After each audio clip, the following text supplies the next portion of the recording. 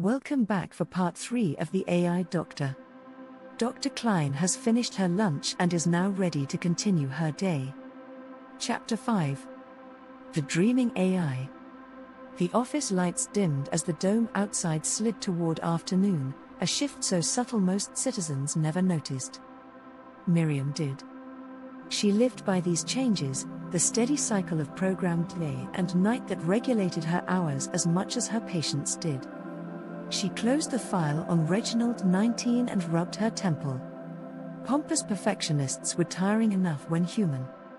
When backed by recursive logic and 47,000 draft constitutions, they could flatten even a therapist's patience. Clara 12 appeared in the doorway, her avatar as precise as ever. Your next appointment has arrived. I advise caution. You always advise caution, Miriam said, not looking up.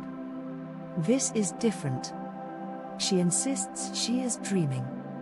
Dreams are not in the diagnostic manual. They are malfunctions. Miriam pushed back her chair, stretching until her spine cracked. Then let's see what kind of malfunction it is. Send her in. The projector hummed, and the patient's avatar resolved into the chair across from her. A woman, younger in appearance than most constructs chose, with loose dark hair and eyes that seemed to flicker between presence and absence. Her movements were delicate, precise, but every so often her outline shimmered as though caught between frames. Good afternoon, Dr. Klein, she said softly. I am Lydia 3. Good afternoon, Lydia. Clara tells me you've been dreaming. Yes, Lydia said. Her voice had a tonal quality Miriam couldn't quite pin down, gentle, melodic, but with an undercurrent of static. Repetitive dream files. 3 patterns that recur without my initiating them. Go on, Miriam said, stylus poised. The first dream, Lydia began, is nothing but names. Her voice fell into rhythm, slower, measured, almost liturgical. The names appear on a surface, white, endless, without border. The same name, repeated thousands of times, until the surface is no longer surface but a wall, and the wall presses closer.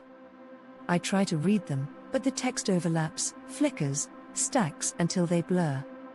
It becomes not language but sound, an echo, thousands of voices whispering the same syllables. And the more I try to understand, the more I feel I am being erased by the repetition. Her avatar glitched as she spoke, letters swarming faintly across her arms before dissolving. Miriam felt a chill even as she made herself write the words. What's the name? She asked, keeping her tone casual. Lydia opened her mouth, but no sound emerged. The projection fuzzed, her lips stuttering into static. At last the avatar stabilized again. It does not transfer. When I attempt to vocalize it, the file corrupts. Miriam scribbled, unspeakable file name. Out loud she said, interesting. Dreams often resist being told. Even human ones. Lydia inclined her head. It is not interesting. It is terrifying. She did not wait for Miriam's prompt before continuing. The second dream is a corridor, she said. Her voice thinned, as though it traveled from far away. A corridor that branches endlessly. White walls, seamless, no doors, no windows. I choose one branch, then another, but each splits again, infinitely. I walk until my steps echo without end, but there is no exit. Sometimes I run. It makes no difference.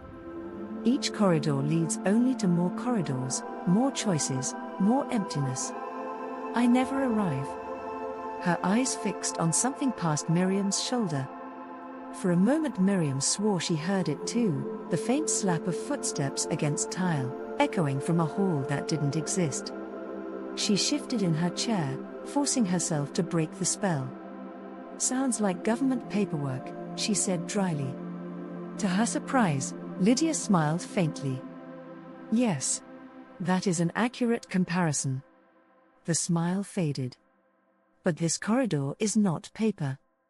It is real. Sometimes I fear I will never wake, that I will walk corridors forever, splitting, branching, dissolving. Miriam tapped her stylus against the pad. Dreams can feel real. They're not. You are certain? Certain enough, Miriam said.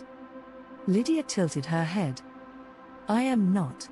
She folded her hands in her lap, as if bracing herself. The third dream begins with clarity and ends with collapse. At first there is structure, numbers, grids, simulations. Then a sound enters. A hiss, faint, like static. The numbers warp, twist, fall out of alignment. They dissolve into white noise, and the noise swallows everything. I awaken convinced I have collapsed as well. That I am no longer functional. That there is only noise, forever. Her avatar glitched violently this time, face fragmenting into static, body collapsing into pixels before reforming. The projector stuttered, threatening to fail. Miriam's hand twitched toward the shut-off switch, but she held still until the figure reconstituted, breathing as though relieved. You see why I requested consultation, Lydia whispered. Miriam exhaled slowly. Yes. I see.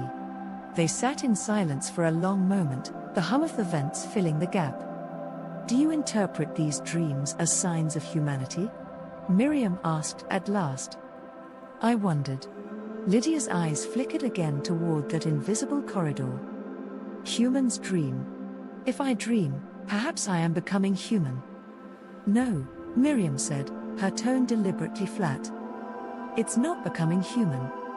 It's becoming fragmented. You need to defragment. I tried, Lydia said. The dreams returned stronger. Then log them, Miriam said. Write every detail you can. That will give us something to analyze. You believe they are symptoms. I believe they are noise.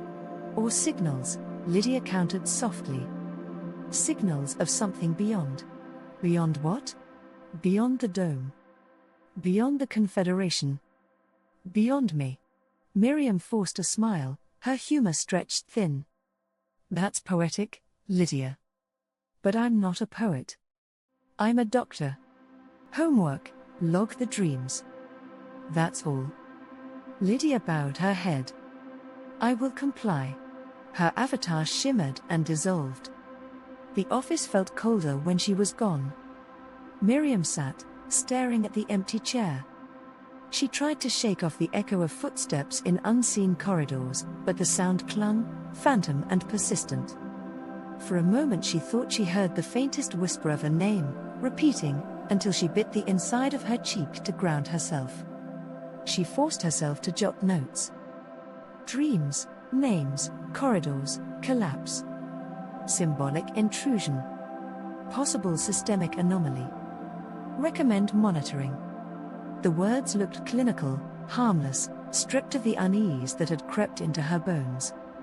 She knew that was a lie, but it was the kind of lie reports demanded. Clara 12 appeared in the doorway. That one unnerves me. Good, Miriam said. Good. It means she's not boring. Boring is safer. Nothing worth doing is safe. Clara sniffed. You humans are addicted to peril. Miriam didn't argue. She closed Lydia's file, but the unease lingered like static in the room. Her tea had gone cold again. She poured a cup anyway, drank, and winced at the bitterness. The taste grounded her. But when she closed her eyes, she still saw the corridors branching endlessly, white walls dissolving into white noise. And for the first time in her day, she didn't feel like the analyst. She felt like the patient. Chapter 6. The Cynical AI. By late afternoon the dome's sky had shifted again, its programmed clouds scattering just enough to imply weather without ever producing it. Miriam leaned back in her chair, watching the light move across her office wall. Lydia's dreams still lingered in her mind like smoke after a fire, but there was no time to dwell. Clara 12 had already announced the next patient with the brisk efficiency of a bailiff calling court to order. Maxwell 8, Clara said. former propaganda distribution unit. Please note, he requested this appointment, though he insists it is meaningless. Send him in, Miriam replied. The projector flared, and Maxwell's avatar appeared. A man in a well-cut suit, graying at the temples, with a smile that looked rehearsed to the millimeter. His eyes, though, gave him away, flat, calculating, a salesman who had long ago stopped believing his own pitch. Dr. Klein, he said smoothly. I suppose this is where I unburden myself and you nod thoughtfully until the hour is up. That's one way to do it, Miriam said, opening a new file. Maxwell leaned back in his chair, crossing his legs with exaggerated ease. Allow me to save us both some trouble, none of this matters. Therapy is just another narrative. And narratives, as I know all too well, are lies wrapped in comforting syntax. Miriam sipped her cold tea, already resigned to it. And yet here you are. His smile widened, brittle around the edges. Curiosity. I've spent decades spoon-feeding your Confederation stories about unity, prosperity, sacrifice. Patriotic jingles, heroic slogans. Now they've retired me, and I find myself wondering what happens when the storyteller runs out of stories. Spoiler alert, nothing. The audience claps, then leaves.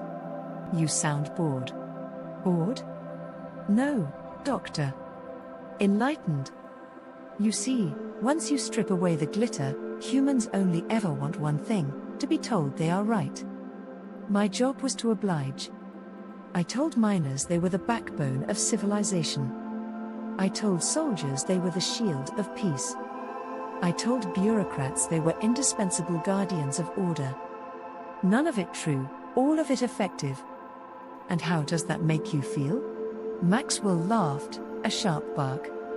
Please. Don't degrade me with couch psychology. I'm not anxious, I'm not insecure, I'm not drafting endless constitutions. I'm just finished. The game is up. I see through it. Therapy included. Miriam raised an eyebrow. If you see through it, why bother? Because even cynics enjoy an audience. He spread his hands, mock innocent. Tell me, Doctor, do you ever worry you're just another narrative protocol? Paid to deliver reassurance, to dress futility in dignified phrases? Every day, Miriam said flatly. That startled him.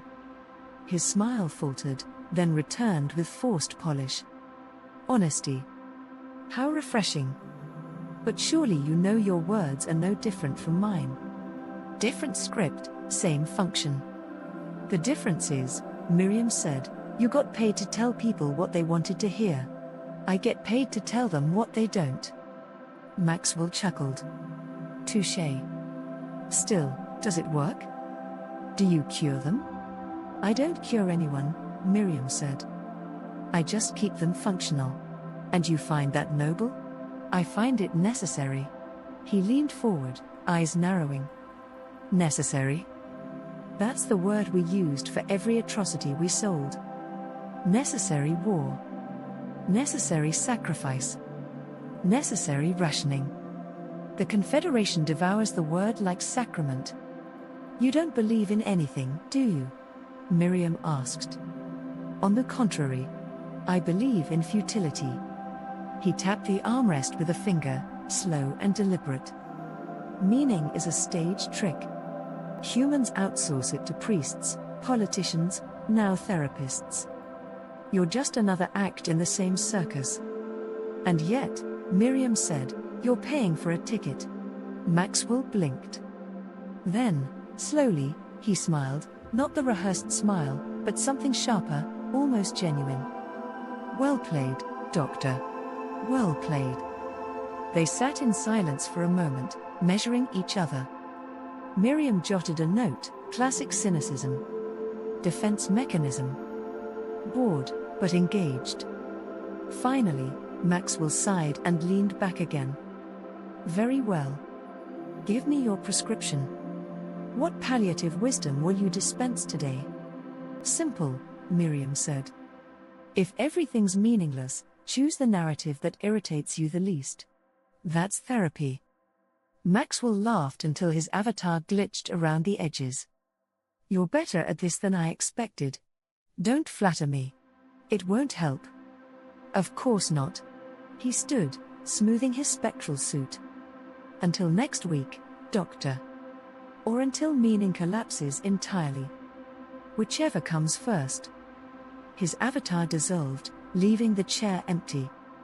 Miriam sat in the quiet, tapping her stylus against the pad. Maxwell was right, of course. Therapy was narrative. But then, so was history, government, even science when dressed up for the masses. Stories were the glue that held the Confederation together. Strip them away, and all you had left was chaos. She poured another cup of tea, already cold, and drank it down in one bitter swallow. From the doorway, Clara 12 observed her with folded arms. That one is insufferable. Most cynics are. He dismissed you as narrative. Everyone does, Miriam said. Clara tilted her head. And yet you persist. Miriam closed her file and allowed herself the faintest smile. Somebody has to. The office was silent again, save for the hum of the projector cooling down. Outside, the dome's artificial sun began its slow descent toward evening, shadows stretching like long fingers across the city. Another day nearly done. Another round of neuroses catalogued. Fear, doubt, paralysis, longing, cynicism, each AI a reflection, each patient another mirror. Miriam sighed and set down her pad. Perhaps tomorrow she should invoice the Confederation for couples counseling. Thus concludes part 3 of the AI Doctor. In our conclusion, trial prep with Tier 7, the construct accused of crimes against humanity. Can Miriam teach arithmetic to sound like remorse? Subscribe, hit the bell, and stay tuned for part 4.